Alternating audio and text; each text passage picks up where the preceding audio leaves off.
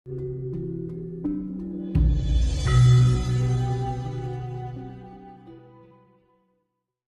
kan kita harus mempunyai keselarasan di alam cipta kita harus menemui keselarasan di alam rasa kita harus mempunyai keselarasan di alam rasa kita. Maka disitulah kita akan menemukan keadilan, dan keadilan itu akan menciptakan suatu kedamaian, kan gitu. Makanya kan selama alam ini membutuhkan orang yang jiwa yang seperti itu. Manakala kita tidak mampu menselaraskan atas kehendak Tuhan dan alam semesta ini, karena alam ini butuh keseimbangan.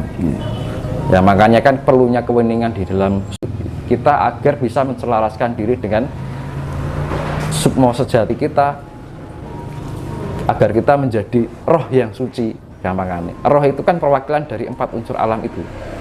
Nah, roh suci ini menjadi manunggal antara rasa sejati itu dan karsa yang suci. Makanya karsa suci kan perwakilan di sini roh kudus, ya kan Mas? Iya. Roh suci, makanya itu. Makanya kan ini harus saling melengkapi. Makanya kan untuk mencapai roh suci ini agar bisa manunggal sewarna dengan diarani sukma sejati yang singgah di dalam rasa sejati itu sendiri. Nah, kita perlu keweningan, ya kan Mas? Kalau kita sudah wening, kita akan menemukan rasa sejati. Nah, akhirnya menjadi rasa yang suci, apa karsa yang suci, atau roh kudus kimau Mas. Nah, itu saneponya seperti itu. Makanya kan kurangi perilaku yang tidak baik.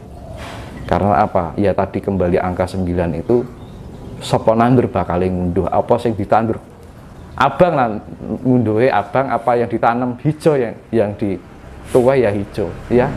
Itu memang emang hukum imbal baliknya sangat kuat sekali. Makanya perlu kehati-hatian, mula diarani eling lan waspada, gitu kan. Kita eling dengan perilaku kita, eling dengan ucapan kita, eling dengan prasangka kita, eling dengan pikiran dan karsa kita.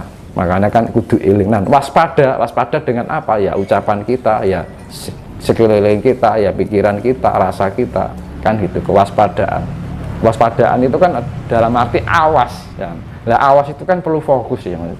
Nah, fokus itu, nah untuk mencapai fokus itu kan butuh kesadaran diri. Iya. Tingkat kesadaran yang tinggi. Nah, itu. Nah, kesadaran yang tinggi itu kan harus dibangun dari sebuah ketenangan. Kembali ke situ. Jadi mulek nih Mas. Itu memang putarannya seperti itu. Saling terhubung. Nah, gitu. Jadi kalau eling itu kita harus manembah marang Gusti. Jadi sifat eling itu kita eling dengan diri kita sendiri. Manakala kita eling dengan diri kita sendiri, sama aja ya, artinya rasa sejati yang menjadi tempat singgah sukma sejati kita, maka kita sama aja kita mengingat Tuhan itu sendiri. Eling kan mengingat ya Mas. Eling karo perbuatannya dhewe, eling karo pangrasane dhewe, eling dengan pikiran kita itu benar atau salah, eling dengan perasaan kita itu benar atau salah, eling dengan perilaku kita itu benar atau salah. Nah, untuk mengetahui itu butuh perenungan kan. Nah, itu kan introspeksi diri, evaluasi diri, kekurangan saya apa, kelebihan saya di mana, saya harus bagaimana, sepantasnya apa yang harus saya lakukan. Makanya di situ. Nah, ini harus saling berkolaborasi. Ini sebagai emang nggak mudah ya, tapi segala hal yang sulit itu jika dibiasakan akan menjadi ringan atau mudah kan gitu kan. Makanya perlu dibiasakan. Nah, makanya kurangi untuk perilaku ya, kita jangan saling membedakan antara satu dengan yang lain. Setiap orang punya kelebihan dan kekurangan atau plus minus kan gitu kan. Misalkan ada kekurangan di dalam diri orang lain, ya anggap saja itu adalah proses dari dia. Jangan sampai kita menghujat mereka. Kalau ada yang salah kita hujat, kita jelek-jelekkan, jangan gitu kan. Yang perlu kita lakukan adalah kita saling mendoakan. Nah, dengan doa yang kita berikan pada orang lain itu akan berbalik pada diri kita sendiri tanpa kita harapkan. Itu otomatis. Jangan malah melakukan tindakan yang sudah jelek kita jelek-jelekkan, ya kan. Sudah orang yang misalkan belum mampu malah kita rendahkan, ya kan. Ya, kita doakan semoga menjadi jalan terang untuk yang sedang berproses kan ngono kan. Makanya kan perlukan keweningan. Keweningan itu akan menciptakan pikiran yang positif, ya kan. Ketika pikiran kita positif, maka prasangka kita positif. Nah, ketika prasangka positif, disitulah yang namanya rasa sejati ini ngeroso. Nah, itu Mas. Iya. Nah, ini terkait dengan mimpi, Mas. Iya. Di awal tadi Mas Dinus sebelum mendapatkan burung perkutut, Mas Dinus kan mimpi kan? Iya. Jadi mimpi bertemu dengan seorang, nah, dengan baju yang sama, ketemu sama orangnya. Iya. Cara membaca petunjuk dari mimpi dan yang membedakan antara mimpi itu suatu petunjuk atau bukan, itu bagaimana, Mas? Ya kita makanya kan kita kalau mengolah spiritual itu nanti akan mudah membaca suatu sasmito, Mas. Jadi sasmito, sanepo kan gitu kan. Sasmito kan sanepan kan gitu kan. Atau siloka atau istilahnya gambaran-gambaran yang kadang-kadang sulit dimengerti oleh pikiran yang pada umumnya kan gitu kan. Makanya kan perlu kewaskitaan itu kan dalam membaca sesuatu. Ini petunjuk atau bukan itu pasti kalau kita sudah mencapai tingkat spiritual yang tinggi, kita akan mampu mudah untuk menganalisa sesuatu, mengupas. Kadang-kadang kan orang dahulu itu kalau berbicara kan tidak secara langsung, ya kan, pasti pakai siloka, sanepo kan gitu kan, sasmito. Nah, sasmito itu petunjuk-petunjuk dari alam, ya gitu. Akhirnya kita bisa membaca situasi, membaca keadaan yang sulit dimengerti oleh orang pada umumnya. Itu akan otomatis kalau kita sudah belajar spiritual itu akan mudah untuk memahami sesuatu yang sulit dimengerti oleh orang pada umumnya. Itu otomatis, Mas. Dan itu karena itu pergerakan spiritual untuk mencapai ini tuh nggak bisa direkayasa, harus dengan laku, dan tidak bisa dikejar. Saya harus mencapai itu, nggak bisa, karena ini berjalan dengan sesuai dengan suatu pengabdian, bukan didasari rasa keinginan kan gitu. Karena saya laku kayak gini kan juga nggak mudah, Mas.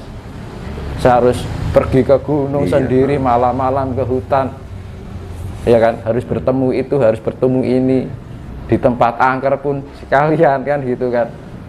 Perjalanan saya juga panjang karena saya menjalani ini sudah 30 tahun dari sejak umur 9 tahun.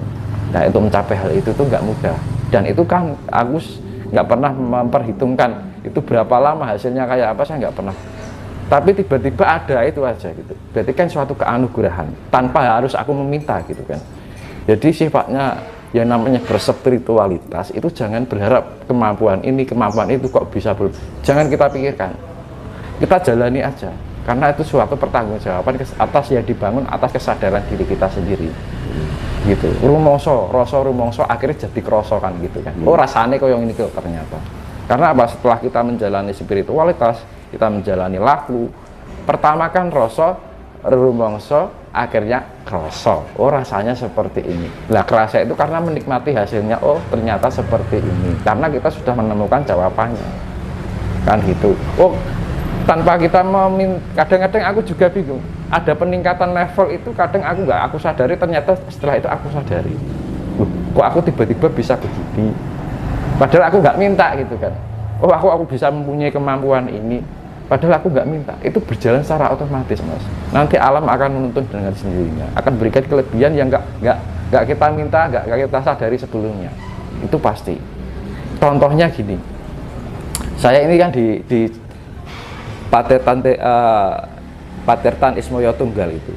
Saya baru pertama di situ, mimpi jadi kenyataan. Setelah sampai di atas saya merenung. Saya merasakan ada titik energi pusat dari ini, titik tengah dari Candi Cetha dan Candi Sugo, ya kan? Itu hanya pakai getaran energi loh. Jadi saya nggak pernah baru pertama ke situ dan menemukan titik energi, bahwa aku merasakan bahwa ini titik energi tengah-tengah antara Candi Cetha dan Candi Sugo. Nah, setelah besoknya saya cek di Google Map, ternyata itu membentuk membentuk garis segitiga dengan jarak yang sama. Nah, anehnya di situ.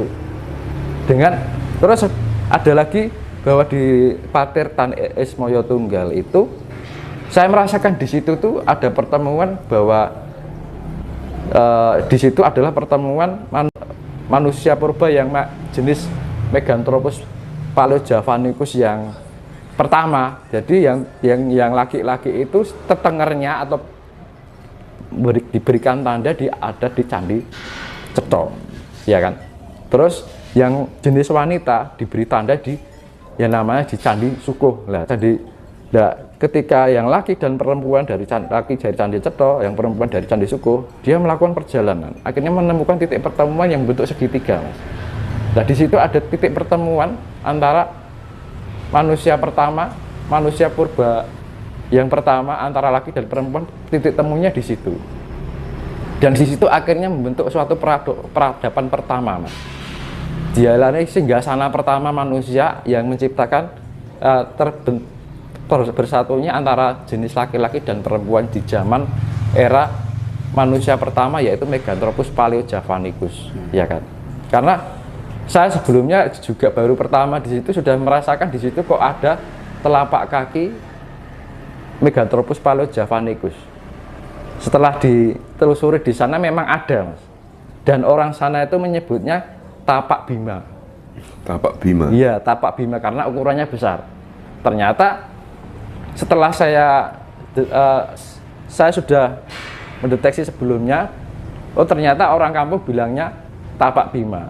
Dan saya melihatnya itu adalah tapak dari namanya Meganthropus paleojavanicus yang pertama hidup di bumi ini. Karena paleojavanicus itu terbentuk dari pecahan lahar yang terkontaminasi dengan suhu. Makanya lahar itu manifestasinya dalam bentuk siwa, suhu itu adalah sakti, ya kan.